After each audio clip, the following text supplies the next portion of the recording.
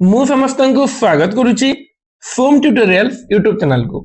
आज क्लास रे आम आलोचना करबा +3 पंचम सेमिस्टर रो कोर 11 रो यूनिट 1 जो थी आम रही गोटे जीवनी एवं गोटे आत्मजीवनी। तो जीवनी शरद कुमार महांती गांधी मनीष उपर आलोचना करुचा तार दुईटा पार्ट कंप्लीट सारी पार्ट 3 और पार्ट 4 मध्य सारी दीजिए। आज फेटा तुमको अपलोड करदेवी और ता सहित यूनिट 1 रे थिला जोंडा कि मो समयर ओडिशा कृष्णचंद्र पाणिग्राही आत्मजीवनी मो समयर ओडिशा जोटा कि ओडिशा साहित्य अकादमी पुरस्कार पाइतिला सही आत्मजीवन ऊपर हम आलोचना करबा वर्तमान क्लास रे।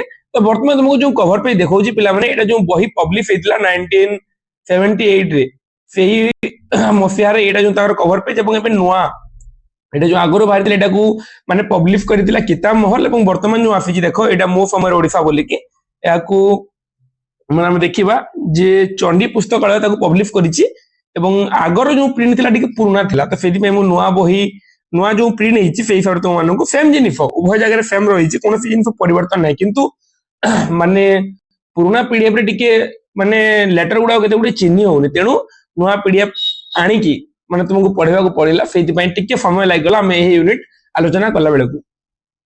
तो मो समय ओडिशा पढिबा पूर्वरु आमे डॉक्टर कृष्णचंद्र पाणिग्राही जीवनी उपर पढ़ा एटा ही जीवनी जीवनी माने कौन ऊपर टी आम आलोचना करबा जेमिति आम कहता कवि परिचय बोली से भाव में लेखकों परिचय आम आलोचना करबा एटा भी जेतिकी जरूरी पिला माने टोटल लेखकों परिचय ही आम पढ़ा आत्मजीवनी माने ही लेखकों परिचय। तो जस्ट टिके मु तुमको आगुरी परिचय कही दिए। ओडिशार ख्यातनाम ऐतिहासिक डॉक्टर कृष्णचंद्र पाणिग्राही जड़े शक्तिशाली प्राबंधिक इतिहास प्रत्नतत्व साहित्य संस्कृति प्रभृति विविध विषय को केन्द्र करिकी से बहु उच्च कोटिर प्रबंध रचना करिसेंती। प्रबंधर लक्ष्य जोठारे ज्ञातव्य तथ्य परिवेषण सेठारे निर्भीकतार सत्य उन्मोचन करबा मुख्य ध्येय सत्य को निष्कपट स्वीकृति प्रदान रे गभीर आंतरिकता भितरे जड़े आदर्श ऐतिहासिकर निर्भीक साक्षर आम देखा पाइबा। से विभिन्न प्रबंध रे गतानुगतिक चिंताधारार माने गतानुगतिक चिंताधारा माने आगर जो चिंताधारा प्रचलित होइके आसुथिला से गतानुगतिक चिंताधारा रे भासी न जाई प्रत्येक विषय को स्वकीय विचार बुद्धि रे बा निजस्व विचार बुद्धि प्रयोग करिके ताकु से अनुशीलन करिसंती। एही अनुशीलन पद्धति मध्य एकांत भाव रे वैज्ञानिक तांकर ओडिया संस्कृति रो नवकलेवर यार प्रमाण जन्मभूमि पुष्पपुर रे वर्षावरण जोटा हमर प्लस 2 रे थिला कन्याकुमारी सोनाद्री रो स्वप्न राजगृह नटराज प्रभृति प्रबंध ओडिया साहित्यर मणिमाणिक्य विषय विश्लेषण चमत्कारिता उच्च कोटिर भावुकता भाषार इंद्रजाल डॉक्टर पाणिग्राही प्रबंध गुड़िक सुखपाठ्य करिछि। प्रबंध साहित्य रे जीवन आउ एक महत्तर दिग सहित आम परिचित होता हूँ देशात्मबोध विभिन्न रचना गुड़िक देश प्रति भल पाइबा देखा पाइबा। स्वदेश प्रेम जीवन क्षणिक भाव प्रवणता नुहे कर्म संपद तेणु जाति बा जातीयता वैभवर अंधस्तावकता नुहे जातिर आत्मा प्रति ही से चिरप्रणीत जे तेणु जाति बा जातीय वैभवर अंधस्तावकता नुहे जातिर आत्मा प्रति से चिरप्रणत जातीय जीवन अम्लान ज्योति उद्देश्य से प्राणर प्रीति कुसुमांजलि अर्पण कर लिखा पूर्व जो लंग क्वेश्चन तुम परिचय देव ना से तुमको डाकी पढ़ा कौन आवश्यकता ना पे कहीं आम जिते गोटे गल्प पढ़ू जो गोटे उपन्यास पढ़ू जो नाटक पढ़ू से नाटकार परिचय प्राबंधिक परिचय गाल्पिक परिचय उपन्यासिक परिचय जानवा पड़े कि आत्मजीवनी पढ़ा से आत्मजीवनी भितर ही परिचय सब थी तेणु जस्ट खाली तुमको ये जानापी कहीदेली। तो आम आसवा आमर आत्मजीवनी आड़ को मो समयर ओडिशा यही जगार यहाँ केवल माने कविंकर लेखकर प्राबंधिक जहाँ भी कहीपर माने आत्मजीवनी नुहे से ही समयर ओडिशार कथा आम आत्मजीवनी देखा पाइबा। एवं गोटे दुखर विषय जे सिलेबस जोटा अच्छे आमर आमको केवल देइछि 1 ରୁ 86 पेज पर्यंत 1 ରୁ 86 पेज देइछि एवं कहिछि हमको फर्स्ट परिच्छेद पढ़ी 6 नंबर परिच्छेद 6 नंबर परिच्छेद 1 2 3 4 5 6 तो ये 6 नंबर परिच्छेद सरुछि पिलाने 103 पेज रे 6 नंबर परिच्छेद सरुछि हमर 103 पेज रे किंतु हमको सिलेबस देइछि जे केवल 86 पेज पर्यंत पढ़िबार अछि हैला। কিন্তু যেহেতু ଦେଇଛି ଷଷ୍ଠ ପରିଚ୍ଛେଦ ପର୍ଯ୍ୟନ୍ତ ଏବଂ ଦେଇଛି 86 ପେଜରେ ଷଷ୍ଠ ପରିଚ୍ଛେଦ ସରିବନି, ତେଣୁ ଆମେ ଏଇ 6ଟି ପରିଚ୍ଛେଦ ହେଲା, এই 6ଟି ପରିଚ୍ଛେଦ 79 ରୁ ଆରମ୍ଭ ହେଇକି 104 ରୁ ଏଟା ସପ୍ତମ ମାନେ 103 ରେ ସରିଛି। ତ ଆମେ ମାନେ 6ଟା ଯାକ ପରିଚ୍ଛେଦ ଆଲୋଚନା କରିବା ଏବଂ ଏଥିରେ ଟୋଟାଲ ଆମର ଫର୍ମାଟ ରହିଛି যে 12 ପରିଶିଷ୍ଟକୁ ଛାଡିକି 12ଟି ପରିଚ୍ଛେଦ 1 2 3 4 5 6 7 8 9 10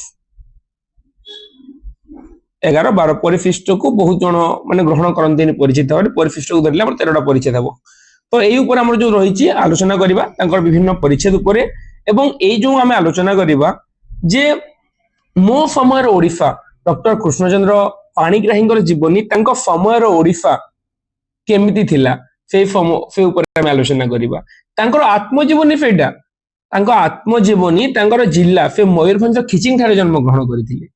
ତ ସେଇ ସମୟର କୃଷ୍ଣଚନ୍ଦ୍ର ପାଣିଗ୍ରାହୀ ଯୋଉ ସମୟରେ ଥିଲେ ସେଇ ସମୟର ଓଡ଼ିଶା କେମିତି ଥିଲା, ଯେମିତିକି ଆମେ ଦେଖିବା ପିଲାମାନେ ଯେ ସେ ଜନ୍ମଗ୍ରହଣ କରିଥିଲେ ମାନେ ଡିସେମ୍ବର 1 1909 ରେ ସେ ଜନ୍ମଗ୍ରହଣ କରିଥିଲେ ଏବଂ ତାଙ୍କର ମୃତ୍ୟୁ ହୋଇଥିଲା ପାଖାପାଖି କେତେ 78 ବର୍ଷରେ, ମାନେ 9 78 କେତେ 1987 ରେ ତାଙ୍କର ମୃତ୍ୟୁ ହୋଇଥିଲା। 1987 ରେ ତାଙ୍କର ମୃତ୍ୟୁ ହୋଇଥିଲା ଏବଂ ସେ ବହି ଲେଖିଥିଲେ ସେ 1978 ମସିହାରେ, এবং এটা পুরস্কার পাইছিল ওড়িশা সাহিত্য একাডেমি পুরস্কার 1982 83 ହେଲା। ତ ଜନ୍ମ ଏଟା ତାଙ୍କର ମୃତ୍ୟୁ, ଏଟା ତାଙ୍କର ବହି ପ୍ରକାଶର ସମୟ। ତ ପାଖାପାଖି ଆମେ ଦେଖିବା ଯେ ମାନେ 78 ମାନେ 10 10 68 69 ପାଖାପାଖି 68 69 ବର୍ଷ ତାଙ୍କୁ 68 69 ବର୍ଷ ହଉଥିଲା ତାଙ୍କୁ, ଯେତିକି ବେଳେ ସେ ଏହି ପୁସ୍ତକ ରଚନା କରିଥିଲେ ତାଙ୍କର ଆତ୍ମଜୀବନୀ ମୋ ସମୟର ଓଡ଼ିଶା। ତ ପିଲାମାନେ ବୁଝିପାରୁଛ, ବାରମ୍ବାର ମୁଁ ତୁମକୁ ସମସ୍ତଙ୍କୁ ପଢେଇବାର ଉଦ୍ଦେଶ୍ୟ ଯେ ମୁଁ ତୁମକୁ ଯାହା ବି ପଢେଇବି ତୁମେ କିଛି ବି ଯଦି ବୁଝି ନ ପାରିଲ ତାହେଲେ ତୁମେ ମୋତେ କମେଣ୍ଟ ମାଧ୍ୟମରେ ପଚାରିବେ ସାର୍ ମୋର ଏଇ ଜିନିଷ ବୁଝି ହେଲାନି, କାହିଁକିନା ମୁଁ ଚାହେଁ ଯେ ପିଲାମାନେ direct short question direct long question ଅପେକ୍ଷା ପୁରାପୁରି ବେସିକ କନସେପ୍ଟ ସହିତ କ୍ଲିୟର ହେଇଗଲେ, ମୂଳ ପାଠକୁ ବୁଝିଗଲେ ତାଙ୍କର କୌଣସି ଜିନିଷ ଡାଉଟ ରହିବ ନାହିଁ। ତ ଆମେ ଆଲୋଚନା କରିବା ପ୍ରଥମ ପରିଚ୍ଛେଦ ଉପରେ। ପ୍ରଥମ ପରିଚ୍ଛେଦ ଆମେ ଷଷ୍ଠ ଯାଏ ଆଲୋଚନା କରିବା 3 4 5 6 ମାନେ ଜୀବନ ପ୍ରତିଭା, ଅବାଞ୍ଛିତର ଆତ୍ମସମ୍ମାନ, ଅଦୃଶ୍ୟ କର୍ଣ୍ଣଧାର, ମୋର ପ୍ରତିବେଶୀ ବୃନ୍ଦ, ମୋ ସମୟର ମୟୂରଭଞ୍ଜ ମାନେ ତାଙ୍କ ସମୟରେ ତାଙ୍କର ଜିଲ୍ଲା, ମୋ ସମୟରେ ଭାରତ ଏବଂ ଓଡ଼ିଶା, এই ଉପରେ ଆମେ ଆଲୋଚନା କରିବା ଆମ ସିଲାବସରେ ଯାହା ଦେଇଛି। ତ ବିଳମ୍ବ ନ କରିକି ଆମେ ଆଲୋଚନା କରିବା ଏବଂ ଏହାର ଯୋଉ ମୁଖବନ୍ଧରେ ଅଛି ପିଲାମାନେ ପ୍ରଥମ ସଂସ୍କରଣ କୃଷ୍ଣଚନ୍ଦ୍ର ବିଦ ଜଣେ ବିଶେଷଜ୍ଞ ପୁରାତତ୍ତ୍ୱବିଦ ଏବଂ ଐତିହାସିକ ଯୋଉ ଉପରେ ଆମେ ଆଲୋଚନା କରି ସାରିଛା। এটা ତାଙ୍କର ପ୍ରଥମ ସଂସ୍କରଣର ମୁଖବନ୍ଧରେ ଲେଖା ହେଇଛି ଏବଂ ମୋ ସମୟର ଓଡ଼ିଶାର ପ୍ରଥମାଂଶ, ଆତ୍ମଜୀବନୀ ଚରିତ, ଘୋର ଦାରିଦ୍ର୍ୟ, କଠୋର ଜୀବନ ସଂଗ୍ରାମ, ସାମାଜିକ ନିପୀଡ଼ନ ଭିତରୁ ପାଣିଗ୍ରାହୀଙ୍କର ବ୍ୟକ୍ତିତ୍ୱର ଯୋଉ ବିକାଶ ହେଇଛି, ତାଙ୍କର ଯୋଉ ଜୀବନ କେମିତି ଥିଲା, ସେ କେମିତି ଦାରିଦ୍ର୍ୟରେ ଜୀବନ ଅତିବାହିତ କରୁଥିଲେ, ତାଙ୍କ ଜୀବନରେ କେମିତି ସଂଗ୍ରାମ କରିକି ଆଗକୁ ବଢିଥିଲେ, ସାମାଜିକ ନିପୀଡ଼ନ ଭିତରୁ କୃଷ୍ଣଚନ୍ଦ୍ର ପାଣିଗ୍ରାହୀଙ୍କର ବ୍ୟକ୍ତିତ୍ୱର ବିକାଶ କେଉଁଭଳି ଭାବରେ ହେଇଥିଲା, ସେ କେମିତି ଭାବରେ ସଂକଳ୍ପ ନେଇଥିଲେ କିଛି କରିକି ଦେଖେଇବା ପାଇଁ ତାଙ୍କର ନିର୍ଭୀକତାର ଏ ସବୁ ଜିନିଷ ଆମେ ଦେଖିବାକୁ ପାଇବା ତାଙ୍କ ଆତ୍ମଜୀବନୀରେ। ଉତ୍ତରାଧିକାର ସୂତ୍ରେ ସେ ପିତାଙ୍କ ଠାରୁ ଲାଭ କରିଛନ୍ତି ଅନବଦମିତ ଚରିତ୍ର ଏବଂ ସ୍ପଷ୍ଟବାଦିତା। ଯୋଉ ଉତ୍ତରାଧିକାର ସୂତ୍ରରେ ସେ ତାଙ୍କ ପିତାଙ୍କ ଠାରୁ କଣ ଯେ ସ୍ପଷ୍ଟବାଦିତା ଲାଭ କରିଛନ୍ତି। ଭୂୟାଁ, ବାଥୁଡି, ସାଉଁତି ପ୍ରଭୃତି ଆଦିବାସୀଙ୍କ ସଙ୍ଗମେଳରୁ ସେ ଲାଭ କରିଛନ୍ତି ଯେ ଆଦିବାସୀ ମାନେ କେମିତି ସରଳ। ତାଙ୍କ ଅଙ୍କିତ ଆଦିବାସୀ ଜୀବନ ଚିତ୍ର ସଂକ୍ଷିପ୍ତ କିନ୍ତୁ ଏହା ସ୍ୱାଦ୍ୟ ହୋଇଛି। ସେ ଉପରେ ଆମେ ଆଲୋଚନା କରିବା। ତାଙ୍କର ମୁଖବନ୍ଧ ଲେଖିଛନ୍ତି କୁଞ୍ଜ ବିହାରୀ ଦାସ, ଲୋକ ସାହିତ୍ୟବିଦ କୁଞ୍ଜ ବିହାରୀ ଦାସ ମୁଖବନ୍ଧ ଲେଖିଛନ୍ତି। ତ ଚାଲ ଆମେ ଆଲୋଚନା କରିବା ଯେ ଆମର ଆରମ୍ଭ କୋର 11 ଆରମ୍ଭ ହେଇଯାଇଛି, କାହିଁକି ନା ମୁଁ ଗାନ୍ଧୀ ମଣିଷ ପଢେଇଲା ବେଳେ ବାରମ୍ବାର ମତେ ପିଲାମାନେ ପ୍ରଶ୍ନ ପଚାରୁଥିଲେ ସାର୍ ଆପଣ ମୋ ସମୟର ଓଡ଼ିଶା କାହିଁକି ଆରମ୍ଭ କରୁନାହାନ୍ତି, ଆପଣ କାହିଁକି ପ୍ରଥମଟାକୁ ଛାଡିକି ପ୍ରଥମର କିମ୍ବାରେ ଯୋଉ ଅଛି ଗାନ୍ଧୀ ମଣିଷ ପଢଉଛନ୍ତି, ଆପଣ ମୋ ସମୟର ଓଡ଼ିଶା ଆରମ୍ଭ କରନ୍ତୁ, ଆମେ ଆପଣଙ୍କ ଭିଡିଓକୁ ୱେଟ୍ କରିଛୁ। କିନ୍ତୁ ମୁଁ ଆରମ୍ଭ ନ କରିବାର ଉଦ୍ଦେଶ୍ୟ ହଉଛି ପିଲାମାନେ ଯେହେତୁ ପ୍ରଥମରେ ଅଛି ମୁଁ ତାକୁ ପ୍ରଥମରେ ହିଁ ଆରମ୍ଭ କରିବା କଥା, କିନ୍ତୁ ପ୍ରଥମରେ ଗାନ୍ଧୀ ମଣିଷ କାହିଁକି ପଢେଇଦେଲି, ପଢେଇବାର ରିଜନ ହଉଛି କି ଯେ ଯୋଉ ବହି ମୋ ସମୟର ଓଡ଼ିଶା ଯୋଉଟା ନୂଆ ପବ୍ଲିଶ ହେଇଛି ସେଟା ନୂଆ ପବ୍ଲିଶନ ହେଇଗଲାଣି, କିନ୍ତୁ ଆମ ଏପଟେ ମାର୍କେଟରେ ମିଳୁନଥିଲା, ତାକୁ ପାଖାପାଖି 7-8 ଦିନ ଲାଗିଗଲା ଆସିବା ପାଇଁ ମୁଁ ଯୋଉ ବୁକ୍ ଅର୍ଡର ଦେଇଥିଲି। ଏବଂ ଯୋଉଟା ପିଡିଏଫ ମିଳୁଛି ସେଇ ପିଡିଏଫ ରେ ପୋଷ୍ଟର ଉପରେ ଚିହ୍ନି ହଉନି ମାନେ ଏମିତି ଟାଇପର ପିଡିଏଫ ରହିଛି, এই ପିଡିଏଫ ଗୁଡାକ ରହିଛି ଏମିତି ରହିଛି। ତ ଏମିତିରେ ତୁମକୁ ପଢେଇବା ଅପେକ୍ଷା ମୁଁ ଭାବିଲି କି ଏଇଟା ମୁଁ ପଢେଇବା ପାଇଁ ଭଲ, କିନ୍ତୁ ତୁମମାନଙ୍କୁ ପଢେଇବା ପାଇଁ ଆଉ ଟିକେ ପୋଷ୍ଟର ଉପରେ କ୍ଲିୟର ଲେଖା ଥିଲେ ତୁମେ ତାକୁ ବୁଝିପାରିବ ଏବଂ ଜାଣିପାରିବ ଏବଂ ନିଜେ ତାକୁ ତୁମେ ନୋଟ ମଧ୍ୟ କରିପାରିବ। ସେଇଥିପାଇଁ ମୁଁ ବୁକ୍ ଅର୍ଡର କରିଥିଲି ଏବଂ ବୁକ୍ ଆସିଲା ପରେ ଆମର ବହି କିଛି ଏମିତିକା ଆସିଥିଲା, ସେଇଥିପାଇଁ ଆମକୁ ପଢେଇଲା ବେଳେ ଟିକେ ବିଳମ୍ବ ହେଲା। ତ କେତେ ଦିନ ଲାଗିବ ପିଲାମାନେ? ମ୍ୟାକ୍ସିମମ୍ 2-3 दिन भितर 4-5टा पार्ट भितर आमे मो समय ओडिफा को कंप्लीट करदेबा हैला। तो विलंब न करिकी आलोचना करिबा हमर मो समय ओडिफा कुंज सॉरी कृष्णचंद्र पाणिग्राही आत्मजीवनी एवं तार प्रथम परिच्छेद। तो प्रथम परिच्छेद कौन रही जीवन प्रभात। जीवन माने प्रभात माने कौन पे प्रभात माने प्रातः काल। प्रभात माने प्रातः काल। तो ए जगह में देखिबा जे कृष्णचंद्र जेहेतु आत्मजीवनी तो फिर निजर कथा कहते ए जगह एटा आत्मजीवनी पिला माने आत्मजीवनी रे निजे निजर कथा कही था ए समय लेखक माने। तो जीवन प्रभात कहार जीवन प्रभात कृष्णचंद्र पाणिग्राही जीवन प्रातः काल जो जीवन आरंभ कथा जन्म विवरणी आम देखा पाइबा जीवन प्रभात रे। चलो आगु पढ़िबा। समय स्रोत बही चली दिने क्षुद्र शिशु रूपे मातृगर्भर पड़ी किंतु आज मृत्यु पाखरे पहुंचलिनी मोर आउ केते दिन बाकी अछि ता निश्चित भाव में कहवा संभवपर नहेले आउची बेसी दिन बाकी नाही या निश्चित भाव में कहवा संभवपर।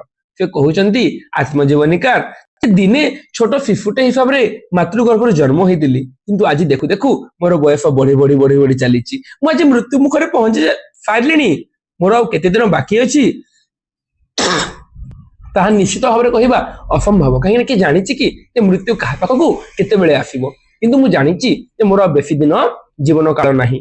ओडिशार जणे काली फठा बहु दिन हैला फाठिए पहाड़ी आसीबा परे आउ केते वर्ष न रहिबार आशा करि पारे। जे जगह रे ओडिशार जणे काली फठा से निजकू काली फठा बोली कहिसेंती। काली फठा माने कोन पिला माने काली फठा माने तांकर बयस बढ़ी बढ़ी चालुची जेमिति जन्म होइतले से बढ़ी जाइचंती। तो फेर माने जन्म होइतले 1909 रे एवं ए बही लिखिथिले केबे मु कहली मु 1978 रे। तो सेही समय तांको पाखाबुकी 68-69 वर्ष हो जाइतिला। तो 60 अतिक्रम करि जाइतिला। तो से कहिसंती जे मातृगर्भर जेमिति आसीतिली मु होइछि जणे काली फठा 60 मते अतिक्रम कलानी केते बेडे मृत्यु आसिकी मो पाखो पहुंची परबो काहे 60 वर्ष हे गला पर हम देखो घर मानकरे जो मानकर बुढ़ मान चिड़ी चिड़ा हुअंती तांकर जो स्वाभाविक कथावार्ता जेमिति थाए ताडी डी बदली जाय तेनु से कहिसंती जे मते 60 अतिक्रम करि गलानी मो केते दिन बंजीबी किछि जानि नाही।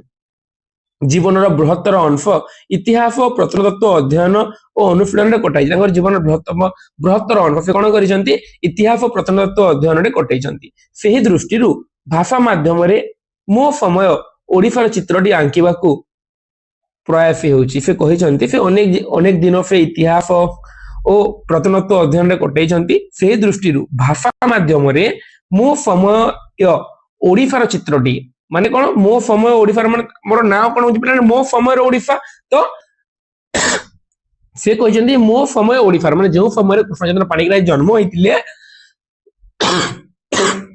एवं बढ़ीतिले सेही समयर ओडिशार चित्रटी से आंकिबा को चेष्टा करिसंती। एहा मोर खाली जीवन कहानी नुहे मोर अस्तित्व केते जण जानंती जे मो जीवन चरित्र पढ़िया पई आग्रही हेबे।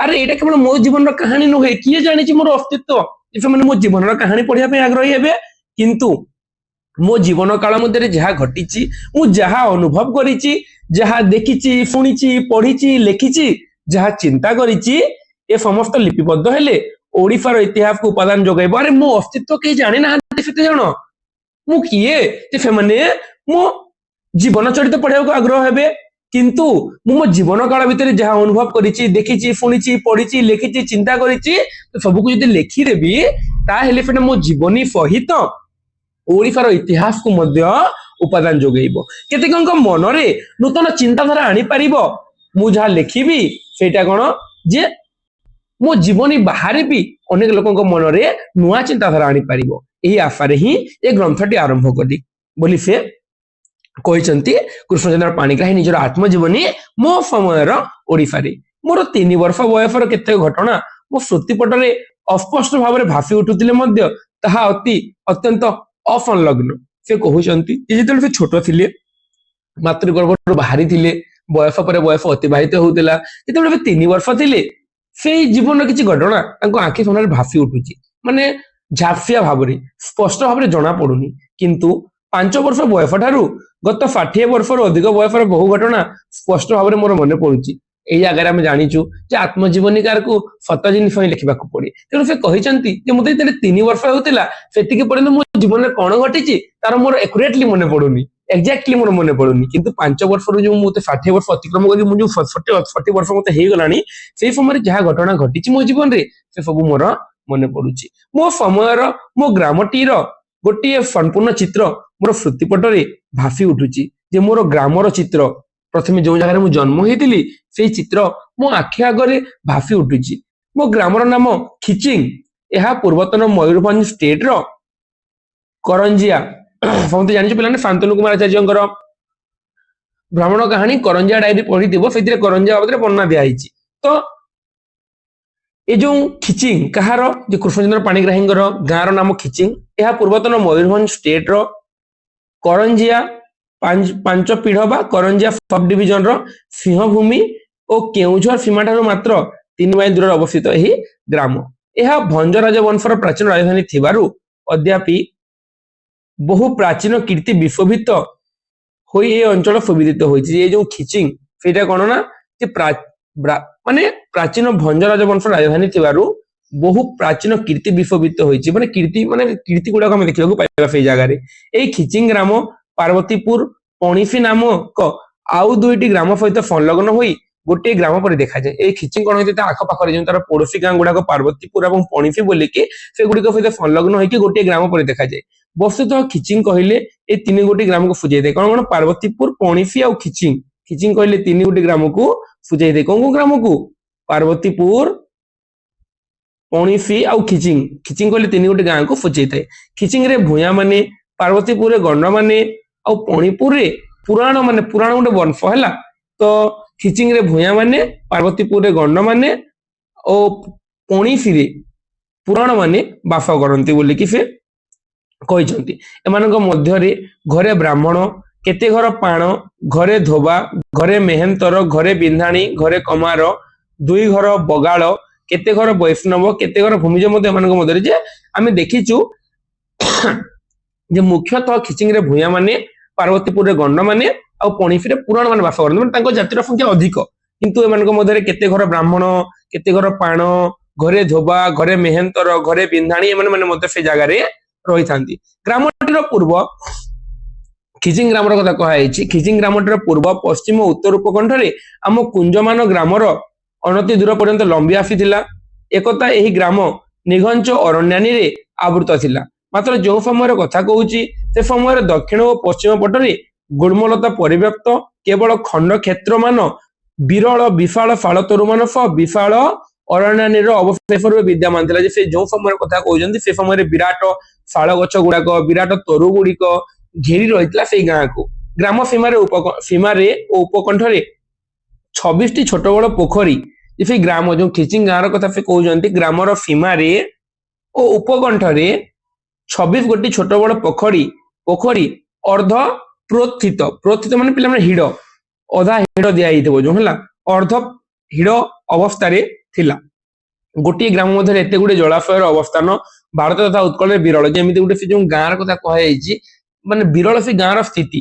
ଗୋଟେ ଗାଁରେ 36 ଗୋଟି କହିଦେଲି, 26 ଗୋଟି ପୋଖରୀ ରହିବା ବିରଳ। ପୂର୍ବ କୀର୍ତ୍ତି କିରୀଟିନୀ ଭଞ୍ଜଭୂମିର ଧନିଆ ରାଜଧାନୀର ଅତୀତ ଗୌରବ ରୂପେ ଏମାନଙ୍କର ଅଧିକାଂଶ। ଯେ ସେଇ ସମୟରେ ପୂର୍ବ କୀର୍ତ୍ତି କିରୀଟିନୀ ବା ପୂର୍ବର ମୁକୁଟ ଧାରଣ କରିଥିବା ସେଇ ଭଞ୍ଜଭୂମିର ରାଜଧାନୀର ଏଇ ଅତୀତ ଗୌରବ ରୂପ ଯୋଉ ଥିଲା, ସେ ଭିତରୁ ବର୍ତ୍ତମାନ ମଧ୍ୟ ବହୁତ କିଛି ବିଦ୍ୟମାନ ହେଇକି ରହିଛି। ଗ୍ରାମର ପ୍ରାୟ ଅଧ ମାଇଲ ଦୂରରେ ପୂର୍ବ ଓ ପଶ୍ଚିମ ପଟରେ ଭଣ୍ଡିଣୀ ଓ ଖଇରୀ ନାମକ 2 ଗୋଟି ସଦାନୀରା ନିର୍ଝରିଣୀ ପ୍ରବାହିତା। ଯେ ଗ୍ରାମରୁ ଅଧ ମାଇଲ ଦୂରକୁ ଗଲା ପରେ ପୂର୍ବ ଏବଂ ପଶ୍ଚିମରେ ଭଣ୍ଡିଣୀ ଆଉ ଖଇରୀ ନାମକ 2 ଗୋଟି ନଦୀ ପ୍ରବାହିତା। ଗ୍ରାମର ପ୍ରାୟ 3 ମାଇଲ ଦୂରରେ ବୈତରଣୀ ବହି ଚାଲିଛି। ଏ ନିର୍ଝରିଣୀ ଦ୍ୱୟକୁ ନିଜ କୋଳରେ ଆଶ୍ରୟ ଦେଇକି, ମାନେ ଭଣ୍ଡିଣୀ ଖଇରୀ ଯାଇକି ବୈତରଣୀ ଏମିତି ମଧ୍ୟ ବହି ଚାଲିଛି। ବୈତରଣୀ ଏ 2 ଜଣଙ୍କୁ ତା କୋଳରେ ଆଶ୍ରୟ ଦେଇକି ନିରବଚ୍ଛିନ୍ନ ଭାବରେ ବହି ଚାଲିଛି। ପୂର୍ବ ପଟରେ ଥିବା ଠାକୁରାଣୀ ଶାଳା ବା ଠାକୁରାଣୀ ମନ୍ଦିର ବେଢା ଗ୍ରାମର ସର୍ବଶ୍ରେଷ୍ଠ ଆକର୍ଷଣୀୟ ସ୍ଥାନ। ଯେ ପୂର୍ବ ଦିଗରେ ଯୋଉ ରହିଛି ଗାଁର କଥା ସେ ବର୍ଣ୍ଣନା କରିଛନ୍ତି, ଯୋଉ ଗାଁରେ ସେ ଜନ୍ମ ହେଇଥିଲେ, ଯୋଉ ଗାଁରେ ସେ ଛୋଟରୁ ବଡ ହେଇଥିଲେ, ମୟୂରଭଞ୍ଜର ଖିଚିଙ୍ଗ ଗ୍ରାମର କଥା ବର୍ଣ୍ଣନା କରିଛନ୍ତି। ଏ ଜାଗାରେ ପାଣିଗ୍ରାହୀ ଗାଁରେ କେମିତି ନଦୀ ବହୁଥିଲା, ଗାଁରେ କେମିତି ବିଭିନ୍ନ ମାନେ ଆମେ ଦେଖିବା ଯେ ବିଭିନ୍ନ ପୋଖରୀ ଗୁଡିକ ଥିଲା, କିମ୍ବା ଗାଁରେ ଯେମିତି ବିଭିନ୍ନ ଗାଁର जो दृश्य से समय जो गाँ केमती थिला केमती जंगल घेरिकी रहितला से जिनिस से जगह देखौछंती। तो पूर्व पटरे ठाकुराणी फाला बा ठाकुराणी मंदिर बेढ़ा ग्रामर सर्वश्रेष्ठ आकर्षण स्थान जे पूर्व पटरे ठाकुराणी फाला बा ठाकुराणी मंदिर बेढ़ा ग्राम माने ठाकुराणी जो मंदिर बेढ़ा थिला मंदिर थाए तार बेढ़ा माने से जगह लोक माने बसंती सेटा होची गाँर सबुठारु आकर्षणीय स्थान। 1000 अधिक वर्ष हैला एई देवस्थान प्रवाहमान कालबक्षरे अम्लान कीर्ति बहि आसी 1000 अधिक वर्ष हैला सेई जागा अतीतर कीर्ति को बहि आसी। जो समय कथा लेखुची से समय विरल महामहिरुह मान सहित जे जो समय कथा जगह कृष्णचंद्र पाणिग्राही लिखुचंती से समय कौन ना जे विरल महामहिरुह महिरुह मान कौन विराट विराट वृक्ष मान कथा कहई वृक्ष मान सहित निबिड़ गुल्म लता कंटायुक्त लता है गुल्म लता रे समग्र स्थानटी आच्छन्न होइतिला और कालजयी अपरूप काल रे मंडित दुईटी पाषाण मंदिर माने पत्थर मंदिर भग्न जीर्ण पत्थर मूर्ति से गाँव रे थिला। श्रुति श्मशान ए स्थलीटी चिर चिरिने चिर श्यामल और चिर शीतल होई पुराण वर्णित तपोवन शोभा धारण करथिला। माने पुराण जो वर्णित तपोवन माने जो आश्रम थिला गाँर जो श्रुति श्मशान स्थलीटी जो शीतल श्यामल और चिर शीतल होईकी जेमिति हेइतिला सेटा कोन जे पुराण वर्णित आश्रम शोभा धारण करथिला। एटा को गले सब दुख पाफर जाए अनाम पुष्प संभार सुगंध अज्ञातनामा बहु विरहर काकली जे से गाँ को गले जहाँ भी दुख थी मन रे से जो स्थान कथा वर्णना कर गाँव से स्थान को गले जो जगह पाषाण मूर्ति विद्यमान जो जगह कि जो स्थल श्यामल और चिरशीतल होता जो आश्रम रूप धारण करता से जगह गले सब दुख मन में जहाँ भी दुख थी सब भूली अनाम पुष्प सबार पुष्पर सुगंध है कि बहु विहंग बहु पक्षी मान काकली है कि तरुगुल्म लतार नैसर्गिक प्रेम बंधन विनिर्मित कुंज पुंज जे लतार बंधन निर्मित जो विभिन्न पुंज गुड़िक है पूर्व विभवर वार्तावह माने पूर्व अतीतर गौरव बहन कर विभिन्न प्रकार कीर्ति गुड़िक है समस्ते मिसी दर्शक को ये समस्ते मिसिकी से जो पुष्पर सुगंध है काक माने विहंगर काकड़ी है तरुगुल्म लतार प्रेम बंधन निर्मित जो विभिन्न कुंज है कि अतीतर गौरव बहन कर प्राचीन कीर्ति है समस्ते मिसिकी कौन ना लोक मान तंडुल मान चाउल तेल फाक माने फाग आ लवण ये जो हमारे फनफार जो फाग तेल आम जमी कही चाउल तेल फाग आ लवण फनफार घेनी जाइए शांतिमय धाम पहुंची था से जो प्रकृतिर परिवेश से मनीष मान प्रति आकृष्ट करते से जगह गले मनीष केमी सब जिन भूली जाए तार माने चाउल दाली कथा भूलिकी केमी से जगह से रही शांति पाई से जिन को जगह से बंड कर कृष्णचंद्र पाणिग्राही। षड़ ऋतुर प्रभाव अन्यत्र अनुभूत हेउ बा न हेउ एटी निश्चित भाव अनुभूत होता है षड़ ऋतु जो 6टा ऋतु रही आमर प्रति वर्ष से 6टा ऋतुर प्रभाव अन्य जो जगह अनुभूत हेउ न हो से जगह अनुभूत होता। बसंतर वार्तावह कोकिलर कूजन खाली ये देवस्थली नुहे समग्र ग्रामटी जे बसंतर वार्तार आउ कोकिलर जो स्वर कोकिल जो रड़े कोकिलर जो कुहू कुहू नाद जो से केवल से पाषाण मूर्ति जो जगह थिला से देवस्थली नुहे समग्र गाँटा कौन होता जे मूर्तित होता कंपित होता से ध्वनि रे ए ग्रामर नवागत अतिथि मु मने भाबुथिली ए स्वर्गीय स्वरलहरी कौन कौन पक्षी कंठरू संभूत ना देवलोक आगत जे से ग्रामर अतिथि मने मने भाबुथिले से ग्राम को यदि किउटे आसुतिला ताहले हला कि गाँर लोक मान कथा मध्ये कहै छि त भाबुथिले जे ए स्वर्गीय स्वरलहरी जो स्वर गुड़िक शुणा जाउतिला सेटा कोनोसी पक्षी कंठरू जात होईछि ना देवलोकरू आसीछि। वर्षर बहु मासरे कामिनीर कमनीय पुष्प संभार वर्षर बहु मासरे कोन कामिनी माने गोटे फूल गछ हला गोटे फूल गछ तो से फूल गछर पुष्प संभार समग्र स्थानटी सुबास वितरण करुला जेमिति फूल फुटिले से फूलर बास्ना समस्त अंचल चहटी जाए से माने से फूल जेमिति निज बास्ना को सबआडे प्रस्फुटित करता है पुष्पगुच्छ कौन करूला तार बास्ना समग्र अंचल को सुवासित करूला। वस्तुतः देवस्थली गुल्मता मध्य कामिनी संख्या सर्वाधिक जैसे जो देवस्थली जो गुल्मलता अनेक गुड़े गुल्मलता गुड़िक थे देवस्थली से भीतर जो कामिनी फूल जो तार संख्या सर्वाधिक। कृष्णचूड़ा और किंसुक कालोपयोगी अजस्र पुष्प स्तबक मंडित हो यार शोभावर्धन करते कृष्णचूड़ा गच समस्त जान पिला माने कृष्णचूड़ा गच और किंसुक माने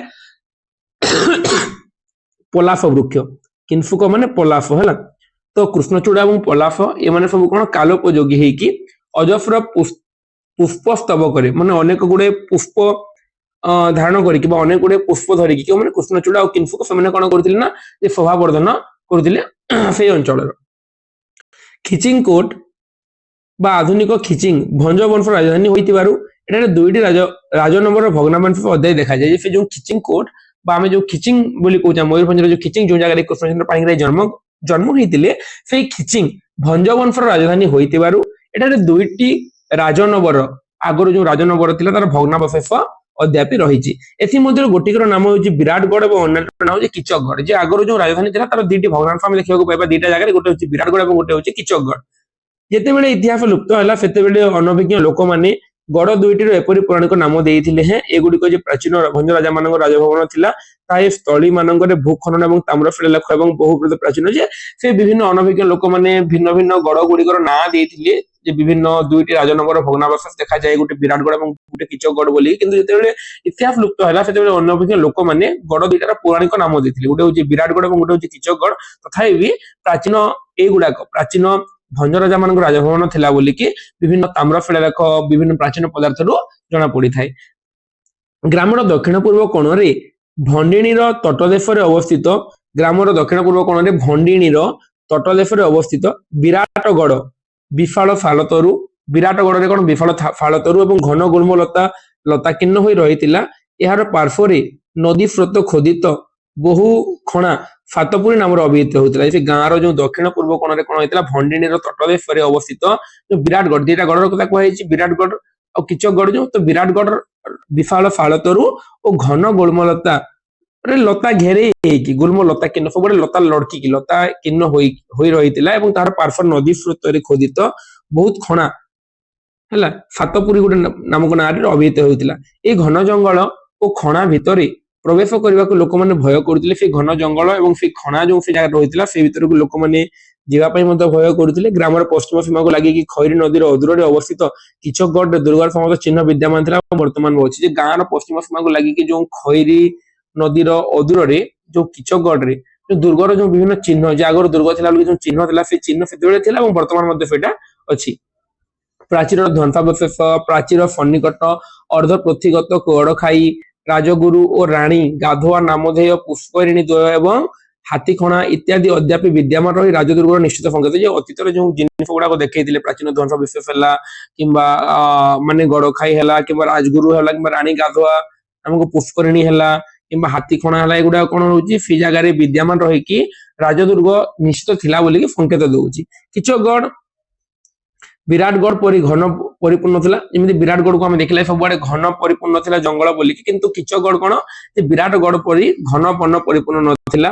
ବିଶାଳ ଆମ୍ବ ଓ ଶାଳ ମାନେ ପ୍ରହରୀ ପରି ଗଡ଼ତିର ଇତସ୍ତତ ଦଣ୍ଡାୟମାନ ଥିଲେ ଏବଂ ସେମାନଙ୍କ ପାଦଦେଶରେ ନାନା ଜାତିର ଗୁଳ୍ମଲତା ସମଗ୍ର ଦୁର୍ଗଟିକୁ ଆଚ୍ଛନ୍ନ କରିଥିଲା। ଯେ ପୁରାପୁରି ଘନ ଜଙ୍ଗଲ ପରିପୂର୍ଣ୍ଣ ନଥିଲା, ତଥାପି ବି କଣ ହେଇଥିଲା ନା ଯେ ମାନେ ଆମ୍ବ ଗଛ ବିଶାଳ ଆମ୍ବ ଗଛ ଗୁଡିକ ଶାଳ ଗଛ ଗୁଡିକ କଣ କରୁଥିଲେ ପ୍ରହରୀ ପରିକି ସେଇ କିଚକଗଡ଼ ସବୁଆଡେ ଥିଲେ ଏବଂ ଗୁଳ୍ମଲତା ଗୁଡିକ ମଧ୍ୟ କଣ ନା ଯେ ଦୁର୍ଗଟିକୁ ଢାଙ୍କିକି ରଖିଥିଲେ।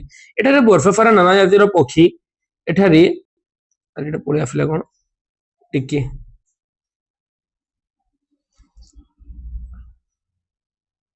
ଏଠାରେ ବର୍ଷ ସାରା ନାନା ଜାତିର ପକ୍ଷୀ ପୁଷ୍ପ ଫଳ ଦେଖିବାକୁ ମିଳୁଥିଲେ ହେଁ ବସନ୍ତର ପ୍ରାରମ୍ଭରେ ଏ ସମସ୍ତ ଇନ୍ଦ୍ରଜାଳିକ ସବୁ ସୃଷ୍ଟି କରୁଥିଲା। ଯେ ସେ ଅଞ୍ଚଳର କଥା ଯୋଉ କୁହାଯାଇଛି କିଚକଗଡ଼ର କଥା ବର୍ଷ ସାରା କଣ ହଉଥିଲା ନାନା ଜାତିର ପକ୍ଷୀ ପୁଷ୍ପ ଫଳ ଦେଖିବାକୁ ମିଳୁଥିଲେ ହେଁ ବସନ୍ତ ଋତୁର ଆରମ୍ଭରେ ଏ ସମସ୍ତ ଗୋଟେ ଅଦ୍ଭୁତ ଐନ୍ଦ୍ରଜାଲିକ ଶୋଭା ସୃଷ୍ଟି କରୁଥିଲା।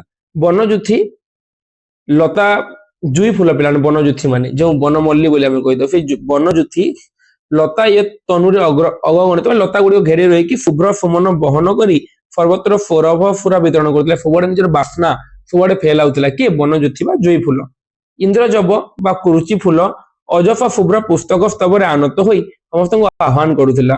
ସୁନାରୀ ଶୂର୍ଣ୍ଣ ବର୍ଣ୍ଣ ପୁଷ୍ପମାଳାରେ ମଣ୍ଡିତ ହୋଇ ଐଶ୍ୱର୍ଯ୍ୟ ଫାଳିନୀ ରମଣୀ ପରି ଦେଖାଯାଉଥିଲା। ସୁନାରୀ କଣ ହଉଥିଲା ଯେ ପୂର୍ଣ୍ଣବର୍ଣ୍ଣ ପୁଷ୍ପମାଳାରେ ମଣ୍ଡିତ ହୋଇକି ଐଶ୍ୱର୍ଯ୍ୟ ଫାଳିନୀ ରମଣୀ ପରି ଦେଖାଯାଉଥିଲା ଏବଂ କିନ୍ଫୁକର ଅଜସ୍ର ଲୋହିତ ସ୍ତବକ ଦାବାଗ୍ନିର ଭ୍ରମ ଆଣିଥିଲା। ଏବଂ ସେଇ ସମୟରେ ଯୋଉ ସୁନାରୀ ସେ କଣ ମାନେ ପୂର୍ଣ୍ଣବର୍ଣ୍ଣ ପୁଷ୍ପମାଳାରେ ମଣ୍ଡିତ ହେଇକି ପୂର୍ଣ୍ଣବର୍ଣ୍ଣ ମାନେ ପୁଷ୍ପମାଳା ଧାରଣ କରିକି ଐଶ୍ୱର୍ଯ୍ୟ ଧାରଣ କରିଥିବା ଫାଳିନୀ ରମଣୀ ନାରୀ ପରି ସେ ଦେଖାଯାଉଥିଲା। ଏବଂ କିନ୍ଫୁକ ଆମେ ଯାହାକୁ ମାନେ କହିଲେ ପଳାଶ ବୃକ୍ଷ ବୋଲିକି ସେ ଲୋହିତ ଲୋହିତ ରୂପ ଧାରଣ କରିକି, ଲୋହିତ ସ୍ତବକ ମାନେ ଲୋହିତ ଗୁଚ୍ଛ, ଲୋହିତ ରଙ୍ଗର ଗୁଚ୍ଛ ହେଇକି ଏମିତି ସେ କିନଫୁକ ଥିଲା ଯେ ସେଟା ଲାଗୁଥିଲା କି ଯେ ଦାବାଗିନି ବା ଦାବାଗିନି ମାନେ ବନରେ ଅଗ୍ନି ଲାଗିଗଲା ଭଳିଆ ଭ୍ରମ ଆଣି ଦଉଥିଲା। ସେ ଏତେ ସୌନ୍ଦର୍ଯ୍ୟ ଥିଲା କିନଫୁକ ଲୋହିତ ସ୍ତବକ ଧରିକି ଲାଗୁଥିଲା ସତରେ ମାନେ ବନରେ ନିଆଁ ଲାଗିଯାଇଛି ଭଳିଆ। ଆମର କୁଞ୍ଜମାନ ଗ୍ରାମ ସୀମାକୁ ଲମ୍ବି ଆସିଥିଲା। ଏମାନଙ୍କ ମଧ୍ୟରୁ କେତେକ ନବୀନ ଏବଂ କେତେକ ପ୍ରାଚୀନ, ସମସ୍ତେ ବସନ୍ତରେ ତାମ୍ର ଉପପଲ୍ଲବରେ ଅଜସ୍ର ପୁଷ୍ପରେ ମଣ୍ଡିତ ହୁଅନ୍ତି ଏବଂ ଗ୍ରୀଷ୍ମ ଋତୁରେ ଫଳ ଭାର ଆନତ ହୁଅନ୍ତି। କଣ ହୁଅନ୍ତି ଯେ ଉପପଲ୍ଲବରେ ଏଇ ଯୋଉ ଆମ୍ର କୁଞ୍ଜର କଥା ସେଟା ଗ୍ରାମ ସୀମାକୁ ଲମ୍ବି ଆସିଥିଲା। ସେମାନଙ୍କ ଭିତରୁ କେତେକ ନବୀନ, କେତେକ ନୂଆ ନୂଆ ଏବଂ କେତେକ ଥିଲେ ପ୍ରାଚୀନ। ଉପପଲ୍ଲବରେ ଅଜସ୍ର ପୁଷ୍ପରେ ସେମାନେ ମଣ୍ଡିତ ହୁଅନ୍ତି ଏବଂ ଆଗରୁ ସେମାନେ କଣ କରନ୍ତି, ଗ୍ରୀଷ୍ମର ଆଗରୁ ସେମାନେ ପୁଷ୍ପ ଧରନ୍ତି ଏବଂ ତାପରେ ଗ୍ରୀଷ୍ମରେ ସେମାନେ ଫଳ ଧରନ୍ତି ବା ଆମ୍ବ ହୁଏ। ପହେଲେ ବଉଳ ଫୁଟେ ତାପରେ ଆମ୍ବ ହୁଏ ବୋଲିକି। ଏମାନଙ୍କ ମଧ୍ୟରୁ କୋକିଳର କୁହୁ, ଝିଙ୍କାଣୀର ଝି ଝି ଫନ ଓ ଆମ୍ବ ଡାହାଣୀ ମାନଙ୍କର ଅତ୍ୟାଚାର ମୋ ସ୍ମୃତିପଟ ଲିଭି ନାହିଁ। ଯେ ସେଇ ସମୟରେ କୋଇଲିର କୁହୁ ହେଲା କିମ୍ବା ଝିଙ୍କାଣୀର ଫଣ ହେଲା କିମ୍ବା ଆମ୍ବ ଡାହାଣୀ ମାନେ ସେ ଜାଗାରେ ଥାନ୍ତି ଯୋଉ ଅ ଗୋଟେ ଗୋଟେ ମାନେ ଆମ୍ବ ଡାହାଣୀ ମାନେ ଗୋଟେ ପକ୍ଷୀ ଟାଇପର ହେଲା, ଆମ୍ବ ଗଛରେ ଯୋଉମାନେ ଥାନ୍ତି ତ ସେଇମାନଙ୍କର ଅତ୍ୟାଚାର ତାଙ୍କ ସ୍ମୃତିପଟ ଲିଭି ନାହିଁ। ବର୍ଷାର ମେଘାଚ୍ଛନ୍ନ ଦିବସ, ମେଘ ମେଦୁର ଦୂରଗିରିରାଜି, ଯେ ବର୍ଷାର ଯୋଉ ମେଘାଚ୍ଛନ୍ନ ମେଘ ଢାଙ୍କିଥିବା ସେ ଗାଁର ପରିବେଶ ହେଲା କିମ୍ବା ମେଘ ମେଦୁର ଗିରିରାଜି, ଯେ ଗିରିରାଜି ମାନେ ମେଘ ଅ ର କୋଣରେ ଅଛନ୍ତି ଭଳିଆ ଲାଗୁଥିବା ବିଭିନ୍ନ ପାହାଡ ଗୁଡିକ ହେଲା। ତଡିତର ଚମକ, ତଡିତ ମାନେ ଯୋଉ ଚମକ ବିଜୁଳିର ଚମକ ହେଲା, ବଜ୍ରର କମ୍ପନ ଘିଡି ଘିଡି ହେଲା ଏବଂ ଅବିରତ ବାରିପାତ ଧରି ଅନ୍ଧକାର ରଜନୀ, ଯେ ଅବିରତ ଲଗାତାର ବର୍ଷା ହେଉଥିବ, ବାରିପାତ ହେଉଥିବ ଏବଂ ରଜନୀ ରାତି ହେଇଯାଇଥିବ। ବନଲତାର ବନଲତାର ଘନ ଶ୍ୟାମଳତା, ଶସ୍ୟ କ୍ଷେତ୍ରରେ ନବ ନୀଳିମା, ଶିଶିରର ଘନ କୁହେଳି, ଶୈତ୍ୟର ସିଂହରଣ, ଶୀତ ମାସର ସିଂହରଣ, ଧୂମାୟିତ ଦିଗନ୍ତ, ସ୍ୱର୍ଣ୍ଣ ଶୀର୍ଷ ଶସ୍ୟ ସମ୍ଭାର ଇତ୍ୟାଦି ସବୁ ଆଜି ଗୋଟି ଗୋଟି କରି ମନେ ପଡୁଛି। ଗାଁର ଅତୀତର ଦିନର କଥା, ସେଇ ବିଜୁଳି, ସେଇ ଚମକ, ସେଇ ବର୍ଷା ରାତି, ସେଇ ବନଲତାର ଶ୍ୟାମଳତା, ଶୀତର ସିଂହରଣ ସବୁ ତାଙ୍କର ଗୋଟି ଗୋଟି କରି ମନେ ପଡୁଛି। ମୋର ମନେ ହେଉଛି ଯେ ମୋର ଗ୍ରାମ ଠାରୁ ଆଉ କୌଣସି ସୁନ୍ଦର ଗ୍ରାମ ନାହିଁ। ସେ ଭାବିଛନ୍ତି ଯେ ମୋର ଯୋଉ ମୟୂରଭଞ୍ଜର ଖିଚିଂ ଗ୍ରାମ, ସେ ତାଙ୍କ ଗାଁକୁ ଏତେ ସୁନ୍ଦର ଭାବରେ ବର୍ଣ୍ଣନା କରିଛନ୍ତି। ସେ ଭାବିଛନ୍ତି ଯେ ତାଙ୍କ ଗ୍ରାମ ଠାରୁ ଆଉ କୌଣସି ସୁନ୍ଦର ଗ୍ରାମ ନାହିଁ ବୋଲିକି। ତ ଆମେ ଦେଖିବା ପିଲାମାନେ କୃଷ୍ଣଚନ୍ଦ୍ର ପାଣିଗ୍ରାହୀଙ୍କର ମୋ ସମୟର ଓଡିଶା ପ୍ରଥମେ ତାଙ୍କର ଗ୍ରାମର କଥା ବର୍ଣ୍ଣନା କରିଛନ୍ତି, ଗାଁର ପରିବେଶର କଥା ବର୍ଣ୍ଣନା କରିଛନ୍ତି, ଗାଁର ପରିବେଶ କେମିତି ଥିଲା, ତାଙ୍କ ଗାଁକୁ ଲାଗି ଆଉ କୋଉ ଗାଁ ଥିଲା, ଏଇ ଜିନିଷ ଗୁଡାକ ସେ ବର୍ଣ୍ଣନା କରିଛନ୍ତି। ଏବଂ ଆଜିର କ୍ଲାସ ଯେହେତୁ ପିଲାମାନେ ପାଖାପାଖି 32 ମିନିଟ୍ ହେଇଗଲାଣି, ତ ଆଜିର କ୍ଲାସ ଆଉ ଆଲୋଚନା କରିବା ନାହିଁ।